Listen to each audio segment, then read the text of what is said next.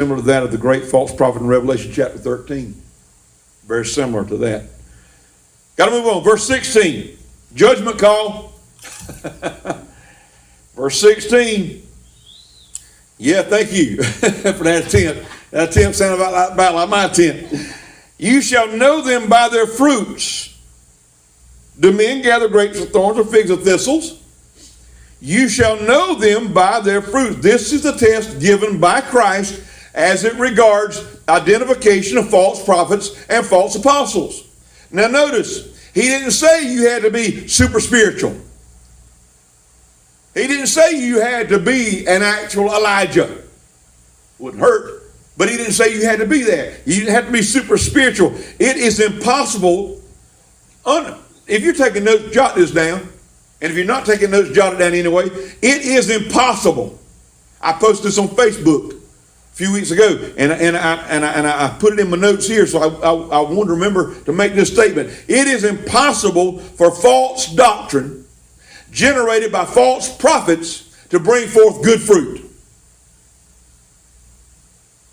It is impossible for false doctrine generated by false prophets to bring forth good fruit. It's impossible. Jesus said bad trees don't produce good fruit. And a false prophet's not going to produce good fruit. He'll bear it out. It's impossible for false doctrine that comes from false prophets to generate good fruit or to produce good fruit, to bring forth good fruit. Man can't produce such fruit out of his own unregenerate nature. You can't produce good, positive, spiritual fruit out of an unregenerate spirit and out of a spirit of falsity, a falsehood, false prophetic spirit, because he's a sinner by nature. False prophets have not been regenerated, have not been born again, most of them. Some of them started off maybe on the right path, but somehow or another got detracted or distracted rather, and sidetracked.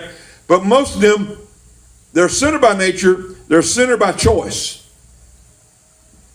I put it like that. They're sinner by nature and they're sinner by choice.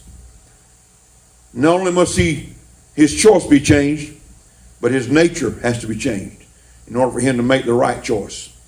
Judgment call. Jesus said, you need to inspect their fruit. Well, now, you can't judge. Listen, like I've said before, I've used this example before. If I pull my gun and I just cold-bloodedly aim at someone and pull the trigger and murder them, what does that make me? What does it make me? A murderer. Now, if I had the philosophy a lot of people have now, and I pulled a gun and I shot somebody down, and somebody said, murderer, murderer, I said, you can't judge me. What right do you have to judge me? You can't call me that. I'm the taker of another life. Don't call me murderer.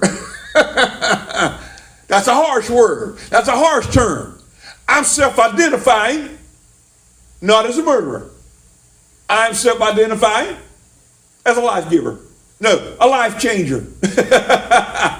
I'm self-identifying as a life changer. Don't you judge me. No. If you murder somebody, that makes you a murderer. If you tell a lie, what does that make you? A liar. If you commit adultery, what does that make you? An adulterer or adulteress, whichever, the fruit that's produced bears witness to what you are. So when people say, well, you can't judge me, I'm not judging you, I'm judging your fruit. In light of the Word of God, what you are producing does not line up properly with what the Word says.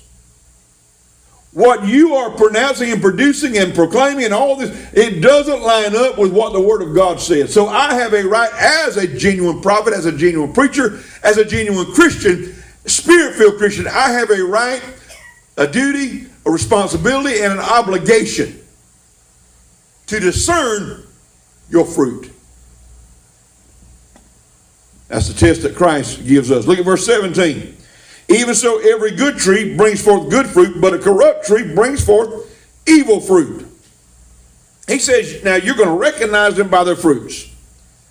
He says, you don't pick grapes, he says, from thorns. You don't, how many of you have gotten grapes off the grapevine before? You didn't have any problem getting thorns, getting stuck by thorns. No thorns grow on the grapevine. Fig trees. How many of you picked figs before? You don't have to worry about getting stuck by thorns and stuff like that in fig trees, thistles. Listen, if you plant corn, you're going to get corn. You ain't get tomatoes. That's just not the way it works. If you plant beans, you're not going to get turnips. If you plant cabbage, you're not going to get sweet potatoes. It just is not going to work that way. Whatever you have sown, whatever you're planting, that's the fruit that's going to come forth. And that's why Jesus said, you will know them. Guys, I'm going to give you a heads up, and I'm going to give you an easy way you can discern this thing. You don't have to be super spiritual. Use common sense. I'm going to give you an easy way that you can tell. Just look at the fruit. Just examine the fruit. What kind of fruit are they bearing? Because he says a good or corrupt tree is not going to bring forth evil fruit or good fruit. It'll bring forth evil fruit. The good fruit is Christ-likeness, while the evil fruit is self-likeness. Every good tree brings forth good fruit consistently, while a corrupt tree brings forth evil fruit continually. Verse 18.